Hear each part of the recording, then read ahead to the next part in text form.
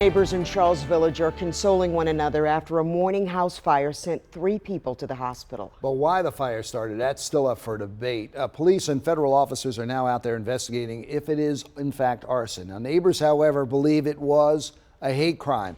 Let's go to WMAR 2 News' Kendall Green, who's live right there at the scene. And Kendall, you talked to neighbors who spoke and said they think it's centered around pride flags in the neighborhood. Yeah, good evening, Jamie. That fire broke out around 4:30 this morning, and I'm just going to step out of the shot just so you can see how bad it was. This aftermath, it tells part of the story. Now, multiple neighbors tell us the home where this fire began had a pride banner on its porch, and they believe that's why this place was targeted. Some of our neighbors heard a loud boom, and I came running down the street. We didn't even see them. We were just concerned that they were not going to be pulled out in bags. Joseph McGarvey saw multiple fire crews rushing to the houses already on fire and quickly spreading. We just knew that one was saying, "Get Brian out, get Brian out." Councilwoman Odette Ramos, a neighbor to the victims, also awakened by blaring sirens. Super scary, obviously. I did get a chance to talk with the neighbors that were able to get out, and before they were taken to shock trauma, they seemed to be okay at that time, but obviously we're still pulling for them. She says it was 3 of her neighbors taken to the hospital. One was released and returned to the neighborhood hours later with minor injuries.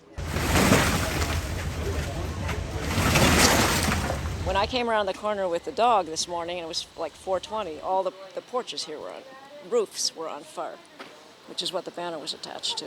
Sherry and Dan saw the scene growing by the minute. The second house was just totally up in flames. It was spreading to the other ones, but that middle one was just totally engulfed. That was the one that was decorated. This charred flagpole across the street from the fire, standing in place of a pride flag, also burned.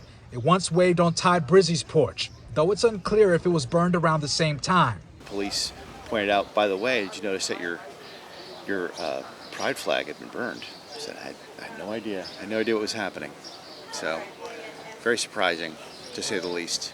Authorities stopped short of calling the fire a hate crime, saying they intend to allow those details to emerge from their investigation. In the meantime, neighbors unpacking the act of arson they say was provoked by pride. When that is attached to a structure, that's devastating, and it's caused a lot of trauma to a few households here. If you don't support it, you can walk away from it. You don't have to destroy it.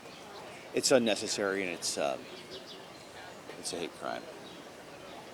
That's the way I look at it.